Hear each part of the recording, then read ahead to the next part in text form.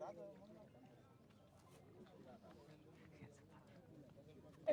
भीम जय भीम जय जय जय जय जय भीम जय भीम जय भीम अंबेडकरांचा जय बसो अंबेडकरांचा जय बसो जय जय जय जय जय भीम जय भीम जय Bhim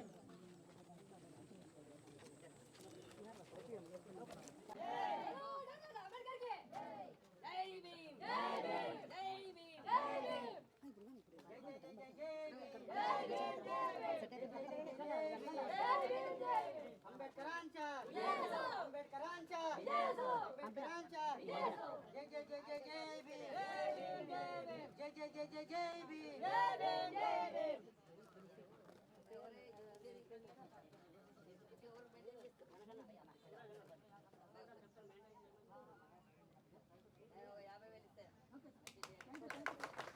Incoming call from Marisha.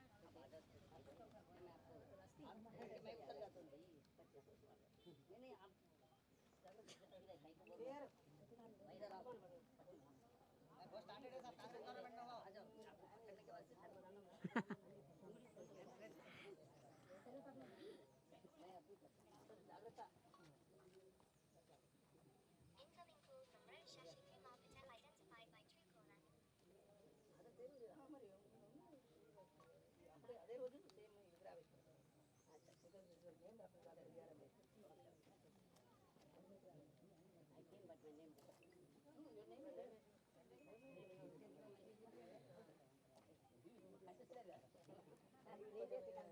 Doctor Babasaheb आंबेडकरांचा डॉक्टर बाबासाहेब आंबेडकरांचा जय भीम जय भीम जय भीम जय भीम మిత్రులారా, ఇదే ప్రాణద చేవెల గడ్డ. నిజంగా వైఎస్ రాజశేఖర రెడ్డి గారు అప్పుడు చాలా అద్భుతమైన ప్రణాళిక వేసేసి ఇక్కడ ప్రాజెక్టు నిర్మాణం చేపడితే ఉమ్మడి ఆదిలాబాద్ జిల్లాకు దాదాపు 2 లక్షల ఎకరాలకు నీరు అందుతుంది, రైతుల బ్రతుకులు మారుతాయని చెప్పి ఒక దృఢ సంకల్పంతో ఆయన అప్పుడు ప్రాజెక్టు ప్రారంభం చేసిండు. దాదాపు 11,000 కోట్ల పైగా పనులు కూడా జరిగిపోయాయి. కాలువలు తవ్వేశారు, కానీ మధ్యలోనే ఆపేశారు. అప్పటికే తెలంగాణ ఉద్యమం ఉద్రిక్తంగా మారడం, కేసీఆర్ గారు సీఎం కావడం, ఈ ప్రాజెక్ట్ నిజంగా మహారాష్ట్రతో ఒప్పందం లేదు, ఈ ప్రాజెక్ట్ వల్ల నిజంగా నష్టమేందని చెప్పేసి ప్రజల చెవులో పువ్వులు వేయడం, ఆ తర్వాత కాళేశ్వరం ప్రాజెక్ట్ని కట్టడం, ఇది చకచక జరిగిపోయింది. ఇదే కాళేశ్వరంలో నిజంగా చాలా అవినీతి జరిగింది, లక్షల కోట్ల కుంభకోణం జరిగిందని చెప్పేసి ఈడీ దర్యాప్తులు కావచ్చు, సిఐడి కావచ్చు, సిబిఐ అన్ని ఇన్వాల్వ్మెంట్ అయిపోయింది. చాలామంది అధికారులు కూడా అరెస్ట్ అయ్యారు, జైల్లో ఉన్న వాళ్ళు, అంటే దీంట్లో చేసిన స్కాముల వల్ల. మరి ఇది ప్రాణద చేవెళ్ళ చూడండి ఎంత అద్భుతంగా పుష్కలమైన నీళ్ళు ఉన్నాయో. చుట్టూ నీరున్న చుక్కా నీరు లేదు మా ఆదిలాబాద్ జిల్లాకి. చుట్టూ నీళ్ళు ఉంటాయి కానీ ఇక్కడ చుక్కా నీళ్ళు ఉండదు. నిజంగా అట్టడుగున్న నియోజకవర్గాలు దీనిలో ఉన్నాయి. సిరిపూర్ కావచ్చు, చెన్నూరు కావచ్చు, బెల్లంపల్లి కావచ్చు, మంచిర్యాల కావచ్చు, బోత్, నిర్మల్, ఆసిఫాబాద్, ఈ అన్ని నియోజకవర్గాల్లో కేవలం ఒకటే పంట వేసుకొని మిగతా సార్లు మౌనంగా ఉంటారు రైతులు. రైతులకు అన్యాయం జరుగుతుంది. కాబట్టి చుట్టూ నీరుండి ప్రయోజనం ఏంటి, మాకు నీరు అందాలనే ఒక దృఢ సంకల్పంతో చాలామంది ఫైట్ చేస్తాను. మరి ఈ ప్రాణద చేవెళ్ళ అవుతుందా కాదనేది సస్పెన్స్ ఇక్కడ. ఎందుకంటే గతం నుండి ఇప్పుడు పరిశీలిస్తే కనుక ఎన్నో మార్లు పలుమార్లు కూడా చాలామంది అధికారులు, రాజకీయ నాయకులు పర్యటన చేస్తాను చూస్తాను. గతంలో ఇక్కడ నుంచి నిలబడ్డ అంటే కాంగ్రెస్ పార్టీలో ఉండే ఎమ్మెల్యే పాలవి హరీష్ రావు అప్పుడు ఏకంగా కోమటిరెడ్డి వెంకటరెడ్డిని కావచ్చు, రాజగోపాల్ రెడ్డి కావచ్చు, బట్టి విక్రమార్కని అందరినీ కాంగ్రెస్లో తీసుకొచ్చేసి ఏకంగా పడవ ప్రయాణమే చేసిండు. అధికారంలో వచ్చిన వెంటనే ప్రారంభం చేస్తామని చెప్పాను. మరి అధికారంలో వచ్చి 2 సంవత్సరాలు అయింది, మరి ఏం చేయలేకపోతాను. మరి ఇప్పుడు చేస్తామని వాళ్ళు చెప్తాను. మరి ఇప్పుడు నిజంగా జరిగితే మాత్రం కాంగ్రెస్ పార్టీకి ఇక్కడ పునరుజ్జీవం లభించినట్టే, ఈ ఉమ్మడి ఆదిలాబాద్ జిల్లాలో సీట్లు వచ్చినట్టే. ఇది ప్రాజెక్ట్ అయితే ఒకవేళ ప్రాజెక్టు ప్రారంభమై మధ్యలో ఆగిపోయి మళ్ళీ కాకపోతే కనుక ఈ కాంగ్రెస్ పార్టీకి ఇక్కడ ఒక్క సీటు కూడా రాదు. ఇది జర్నలిస్ట్ అనాలిసిస్. కాబట్టి ఖచ్చితంగా చూడండి ఎంత ఘోరంగా ఉంది. ఇక్కడ చుట్టూ నీళ్ళు ఉన్నాయి, అటు వెళ్తే ఇది ప్రాణద చేవెళ్ళ. 3 నదులు కలిసే ప్రాంతం ఇది. 3 నదులు అటు మహారాష్ట్ర నుండి ఇటు ఈ 3 నదులు కలిసే ప్రాంతం నుండి ఇక్కడ ఇంత నీళ్ళున్నా కూడా బ్యారేజ్ కట్టడానికి మాత్రం అనుమతులు లేవు దానికి కారణం ఏంటి 152 మీటర్ల ఎత్తులో మాత్రం ఉంటే మేము అనుమతి ఇవ్వమని వాళ్ళు చెప్పారు. ఎందుకు 152 మీటర్ల ఎత్తులో ఉంటే కనుక ఖచ్చితంగా మహారాష్ట్రలో ఉన్న 26,000 ఎకరాలకు పైగా 26,000 ఎకరాలు మొత్తం నీటిలో మునిగిపోతాయి కాబట్టి 152 మీటర్ల ఎత్తులో ఉంటే మేము ఒప్పుకోమని మహారాష్ట్ర గవర్నమెంట్ చెప్పడం జరిగింది. అయితే 148 మీటర్ల ఎత్తుకు ఒప్పుకుంది. కానీ మరి ఏమైంది మరి పనులు ఎందుకు 2.5 సంవత్సరాలు మళ్ళీ ఇప్పుడు రావడం, మళ్ళీ రేవంత్ రెడ్డి రావడం, మళ్ళీ ఒకవేళ మహారాష్ట్ర గవర్నమెంట్ పర్మిషన్ ఇచ్చినా ఆ తర్వాత కేంద్రం నుంచి మళ్ళీ నిధులు రావాలని వీలు చేస్తారు. మనం చూసాం పోలవరం అని చెప్పేసి 90 సంవత్సరాలు పోలవరం అనుకుంటా పోయింది. ఈ పోలవరం ఇప్పుడిప్పుడే పనులు స్టార్ట్ అయ్యాయి. మరి ఇది కూడా అట్నే అవుతుందా, మరి ఈ 5 సంవత్సరాలు అవుతుందా కాదా అనేది కూడా సస్పెన్స్. ప్రజలారా ఒక్కసారి మీరు ఆలోచన చేయండి. మనం ఎవరికి ఓటు వేయాలి, ఎవరికి ఓటు వేయకూడదు ఈ ప్రాజెక్ట్ మనమే డిసైడ్ చేస్తుంది. Let's see. మళ్ళీ ఇక్కడ చాలామంది బహిరంగ సభ కూడా ఉంది. చాలామంది కాంగ్రెస్ నాయకులు కూడా ఇక్కడ మెల్లమెల్లగా వచ్చే ప్రయత్నం చేస్తారు. వాళ్ళందరినీ కూడా మనం ముఖాముఖిగా ఇంటర్వ్యూ చేసే ప్రయత్నం చేద్దాం. తుమ్మిడిహట్టి దగ్గర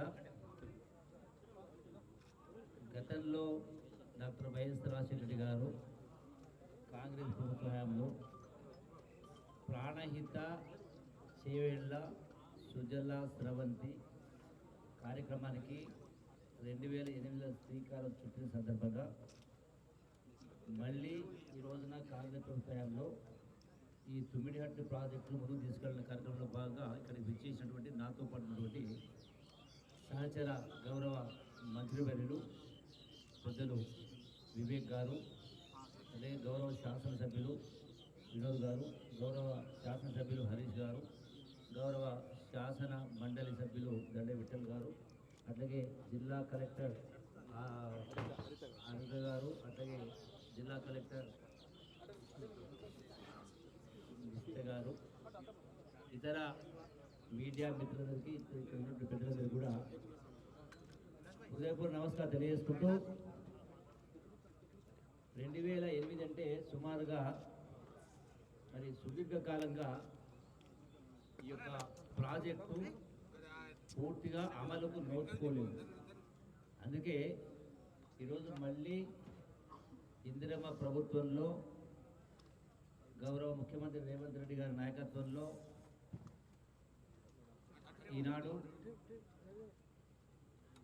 మళ్ళీ ఏదైతే ఈ యొక్క తుమ్మిడిహట్టి నుంచి 16 లక్షల ఎకరాలకు ఏదైతే స్కీమును డాక్టర్ వైఎస్ రాజశేఖర రెడ్డి గారు ఉన్నప్పుడే ప్రతిపాదించడం జరిగిందో 16 లక్షల ఎకరాలు అప్పటికే దాన్ని మంజూరు చేసి కొంత పనులు కూడా మొదలుపెట్టి సుమారుగా 10,000 కోట్ల దాకా ఖర్చు పెట్టడం జరిగింది. అయితే గడిచిన 10 సంవత్సరాల కాలంలో దాన్ని పక్కకు పెట్టేసి మళ్ళీ కాళేశ్వరం అనే పేరు పైన ఏదైతే మేడిగడ్డ, సుందిళ్ళ ఇట్లా లిఫ్ట్ల పేరు పైన 1,000 కోట్లు కాదు 1,00,000 కోట్ల రూపాయలు ఖర్చు పెట్టడం జరిగింది. అయితే ఈ ప్రాణహిత చేవేళ్ల ద్వారా వైఎస్ఆర్ రాజశేఖర ప్రయత్నం చేసినప్పుడు ఇందులో 16 లక్షల ఎకరాల్లో ఆదిలాబాద్ జిల్లాకు కూడా సుమారుగా 1,50,000 ఎకరాలు ప్రతిపాదించడం జరిగింది.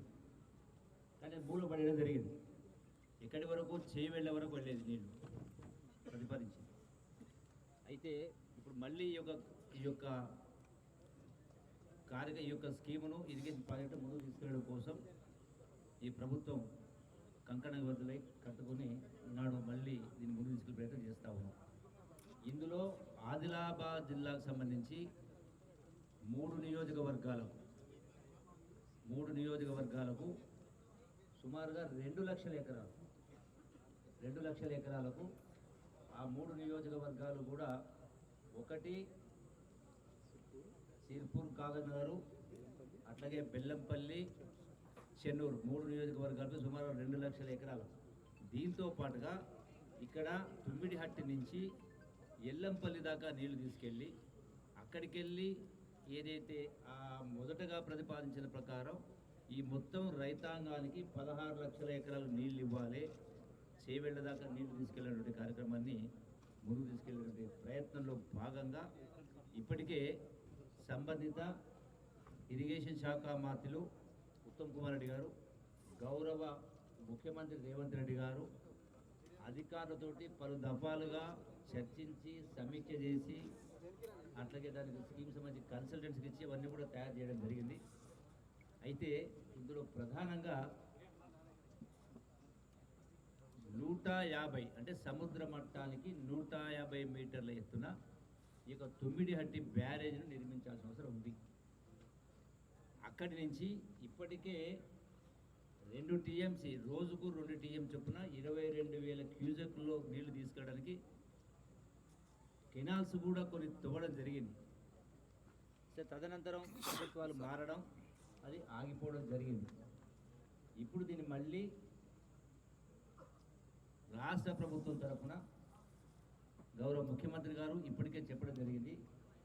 మహారాష్ట్ర ముఖ్యమంత్రి గౌరవ ఫడ్నవీస్ గారిని కలిసి ఈ 150 మీటర్ల ఎత్తుకు ఈ బ్యారేజ్ నిర్మాణానికి అనుమతించే విధంగా ప్రయత్నాలు కొనసాగించడం జరిగింది.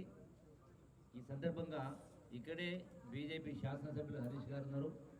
అట్లాగే రాష్ట్రంలో 8 మంది బీజేపీ ఎంపీలు ఉన్నారు, అట్లాగే 8 మంది ఎమ్మెల్యేలు ఉన్నారు. కాబట్టి ప్రధానమంత్రి నరేంద్ర మోడీ గారు హైదరాబాద్ వస్తూ ఉన్నారు. కాబట్టి ఈ తెలంగాణ రాష్ట్రం కొత్త రాష్ట్రం, వెనుకబడ్డ ప్రాంతం, అప్పులో కూరుకుపోయిన రాష్ట్రం, రైతాంగానికి ఈ సాగునీరు ఇస్తేనే వాళ్ళ మనుగడ అనేది జీవనది సుఖంగా సంతోషంగా ఉంటుంది. కాబట్టి రెండవది, మనం ఏదైతే ఇప్పుడు ప్రధానమంత్రి గారు ఏదైతే వికసిత్ భారత్ అంటా ఉన్నామో, అట్లాగే నీతి ఆయోగ్ అంటా ఉన్నామో, ఈ యొక్క తెలంగాణ రాష్ట్ర రైతాంగం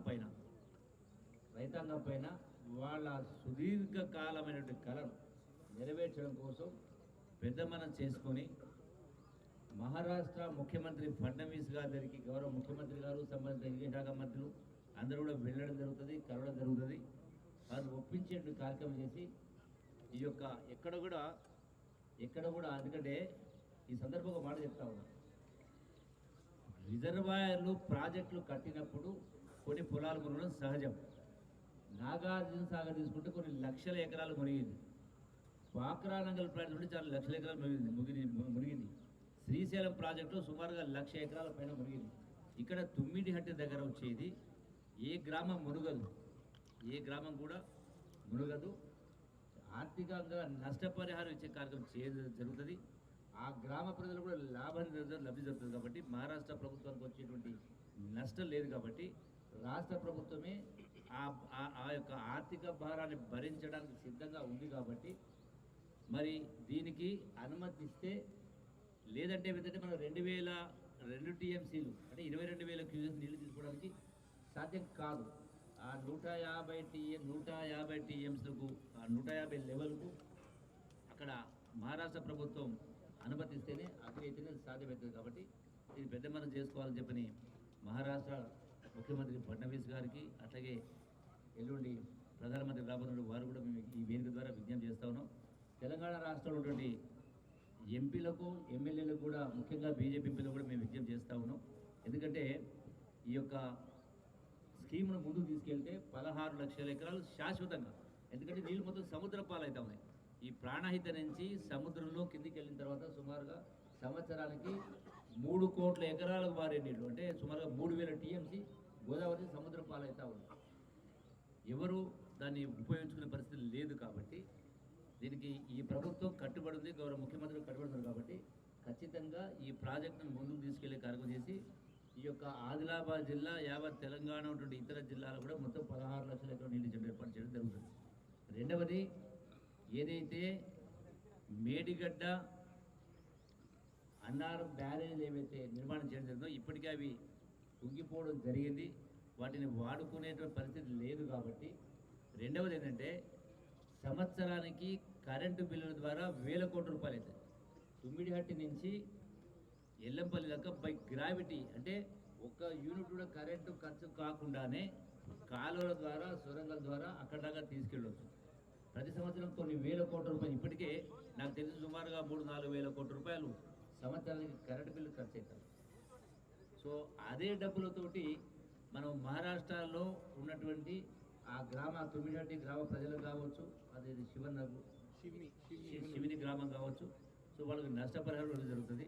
ఎవరికి ఎలాంటి ఇబ్బంది ఉండదు. కాబట్టి ఈ ప్రభుత్వం గౌరవ ముఖ్యమంత్రి గారు అట్లాగే ఇరిగేషన్ శాఖ మంత్రులు దీన్ని ముందుకు తీసుకెళ్లాలని చెప్పినటువంటి కృతజ్ఞత ఉన్నారు. కాబట్టి ఈ యొక్క భవిష్యత్తులో వీలైనంత త్వరగా ఈ యొక్క అనుమతులు సాధించే కార్యక్రమం చేసి ఖచ్చితంగా ఈ ప్రాజెక్టు ముందుకు తీసుకెళ్ళి ఈ యొక్క రైతాంగానికి లక్షల మంది ఎకరాలకు ఈ లక్షల ఎకరాలకు నీళ్ళు ఇవ్వడం కోసమే కంకణ బలం ఉంది. కాబట్టి అది సాధించడం కోసమే ఈ రోజున మేమందరం కూడా ఇక్కడ రావడం జరిగింది. స్పష్టంగా అక్కడ చూడడం జరిగింది. ఆర్థికంగా ఎన్ని ఇబ్బందులు ఉన్నా కూడా దీన్ని ముందుకు తీసుకెళ్తామని రాష్ట్ర రైతాంగ ప్రజల కోసం ఇందులో రాజకీయాలు వద్దు, రాజకీయాలు చొప్పించొద్దు చెప్పని మరొకసారి అందరికీ కూడా విజ్ఞప్తి చేస్తూ పార్టీలకు అతీతంగా మనం అందరం కలిసికట్టుగా దీన్ని సాధించుకోవాల్సిన అవసరం ఉంది. కాబట్టి అందరూ సహకరించాలని, ముఖ్యంగా మహారాష్ట్ర ముఖ్యమంత్రి ఫడ్నవీస్ గారు, గౌరవ ప్రధానమంత్రి గారు దీన్ని సహకరించాలని విజ్ఞప్తి చేస్తూ సెలవు తీసుకుంటున్నాను. Thank you. అందరూ నమస్కారం. గౌరవ మంత్రి గారు. అందరికీ నమస్కారం.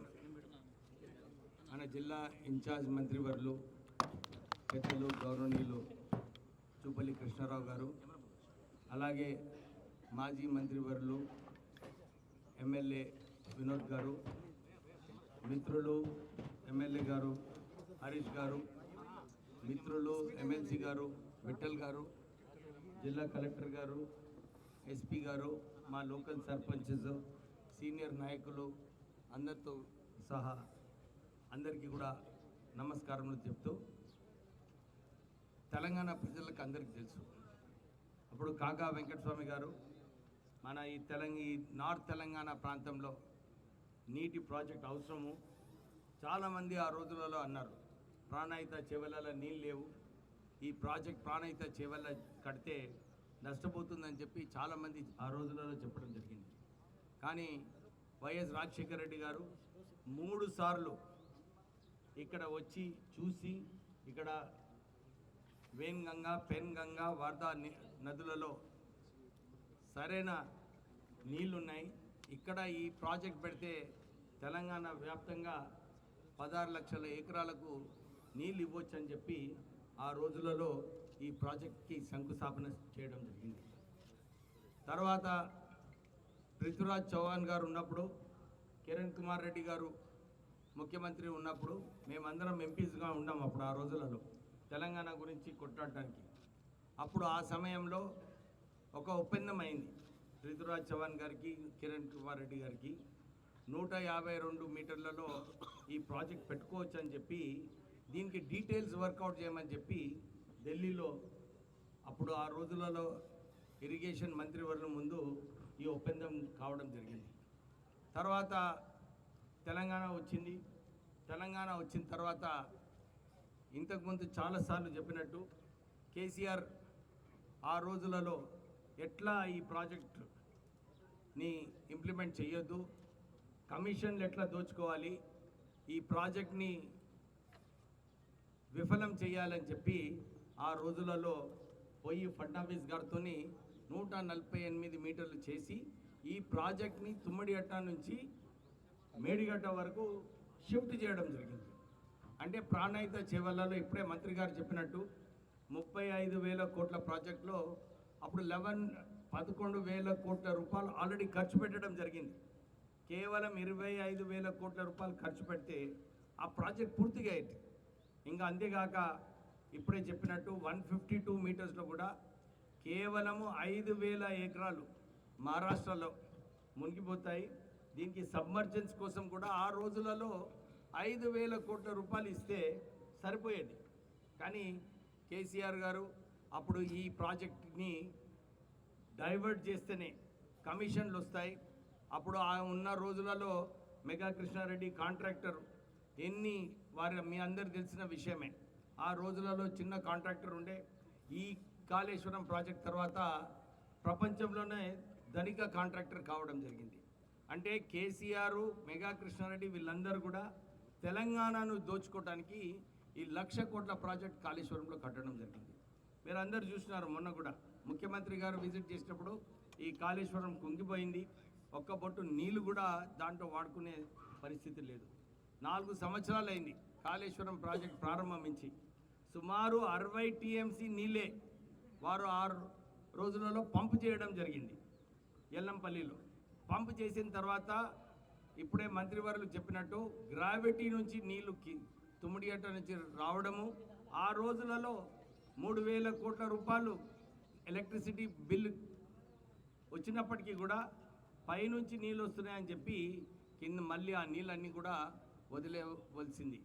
అంటే ఈ తుగ్లక్ ముఖ్యమంత్రి ఆ రోజులలో కేసీఆర్ కేవలం రాత్రిపూట ఆలోచన వచ్చి ఎట్లా పైసలు సంపాదించాలని చెప్పి కమిషన్లు దోచుకోనికే ఈ 35,000 కోట్ల ప్రాజెక్ట్ని 1,00,000 కోట్ల రూపాయలు చేసినాడు. ఒక్క టీఎంసీ నీళ్ళు కూడా సరిగా మనము తెలంగాణ ప్రజలు వాడుకోలేదు. సో ఈ విషయంలో ఆ రోజుల్లోనే కేసీఆర్ మళ్ళీ అనౌన్స్ చేసినాడు, నేను ఈ ప్రాజెక్టు కాళేశ్వరం కట్టినప్పటికీ కూడా తుమ్మిడిగట్ట ప్రాజెక్ట్ కూడా కడతానని చెప్పి మన ప్రజలందరికీ కూడా నమ్మించి ఓట్లు వేయించుకున్నాడు. కానీ దీంట్లో ఎప్పుడు కూడా శ్రద్ధ తీసుకోలేదు ఈ తుమ్మిడిగట్ట ప్రాజెక్ట్ని కట్టాలని చెప్పి. ఇప్పుడు మా ముఖ్యమంత్రి కాంగ్రెస్ ముఖ్యమంత్రి రేవంత్ రెడ్డి గారు ఒక మంచి ఆలోచనతోని ఈ ప్రాంత ప్రజలకు అన్యాయం అయింది కేసీఆర్ వలన, ఈ ప్రాంత ప్రజలకు ఏదైతే తుమ్మిడిగట్ట నీళ్ళిచ్చే ప్రాజెక్ట్ ఉండనో దీన్ని తరలించడం జరిగింది. మళ్ళీ ఈ ప్రాంత ప్రజలకు 2 లక్షల ఎకరాల వరకు వీరికి న్యాయం చేయాలని చెప్పి ఈ తుమ్మిడిగట్ట ప్రాజెక్ట్ మళ్ళీ రివైవ్ చేయడం జరిగింది. ఈరోజు మంత్రి గారు మా బృందం అందరం కూడా ఎమ్మెల్యే గారు, మాజీ మంత్రి గారు, ఎమ్మెల్సీ గారు మేము పోయి స్పాట్లో చూసినప్పుడు మాకు అప్పుడే అనిపించింది, ఇంత చక్కటి ప్రాజెక్ట్ని ఎందుకు కేసీఆర్ ఆ రోజులలో దీన్ని ఫెయిల్ చేయడానికి ప్రయత్నం చేస్తున్నాడు, కేవలం కమిషన్లు దోచుకోవడానికి. సో వారు చెప్పినట్టు ఎలక్ట్రిసిటీ కరెంట్ కూడా మొన్న ముఖ్యమంత్రి గారి దగ్గర ప్రజెంటేషన్ ఉన్నప్పుడు 10,000 కోట్ల రూపాయలు కాళేశ్వరం ప్రాజెక్ట్ మీద బకాయిలు ఆల్రెడీ రాష్ట్ర ప్రభుత్వం కాళేశ్వరం ప్రాజెక్ట్ గురించి మన డిస్కామ్స్కి ఇచ్చేది ఉన్నది. అంటే 148 మీటర్స్లో కరెంటు బిల్లు ఎక్కువ అవుతుంది, దాంట్లో 300 ఎక్కువ కరెంట్ బిల్ వస్తుంది. దాంతో ఇప్పుడే మంత్రి గారు చెప్పినట్టు మనము అక్కడ మహారాష్ట్రలో కంపెన్సేషన్ ఇస్తే వారు కూడా సంతోషపడేది. ఒక మంచి టౌన్షిప్, ఒక 5,000 కోట్లతో మంచి టౌన్షిప్ అక్కడ మహారాష్ట్రలో కడితే వారికి కూడా సంతోషపడేవారు. ఇక్కడ ఈ ప్రాజెక్ట్ వలన ఆదిలాబాద్ ప్రజలు, కరీంనగర్ ప్రజలందరూ కూడా సంతోషించేవారు. కానీ టీఆర్ఎస్ ప్రభుత్వం కేవలం కమిషన్ల కోసం ఆ రోజులలో ప్రాజెక్ట్స్ కట్టి ఈ రాష్ట్రాన్ని అప్పుల రాష్ట్రం చేయడం జరిగింది. సో ఈ సమయం మళ్ళీ త్వరలోనే ముఖ్యమంత్రి గారు వస్తారు, ఇక్కడికి వచ్చి శంకుస్థాపన చేసి ఈ ప్రాజెక్ట్ వయబిలిటీ మళ్ళీ ఫడ్నవీస్ గారితో మాట్లాడి, మా హరీష్ గారు ఉన్నారు, చాలా కీలకమైన వ్యక్తి బీజేపీలో, వారు నచ్చజెప్పాలి మన ఫడ్నవీస్ గారికి. ఎందుకంటే దీని వలన, ఈ ప్రాజెక్ట్ వలన మహారాష్ట్రకి ఏమి కూడా నష్టం లేదు. వారికి సరైన కంపెన్సేషన్ ఇస్తే మహారాష్ట్ర కూడా ఒప్పుకోవాలి. ఎందుకంటే 8 ఎమ్మెల్యేలు ఉన్నారు, 11 మంది ఎమ్మెల్యేలు ఉన్నారు, 11 మందా 8 మంది ఎమ్మెల్యేలు ఉన్నారు, కరెక్ట్ బోల్తే సో 8 మంది ఎమ్మెల్యేలు, 8 మంది ఎంపీలు. వారు మహారాష్ట్ర ముఖ్యమంత్రి పైన ఒత్తిడి తీసుకొచ్చి వారితో ఒప్పిస్తారు 150 మీటర్స్కి అని చెప్పి కోరుతూ ముగిస్తున్నాం. Thank you. జై తెలంగాణ.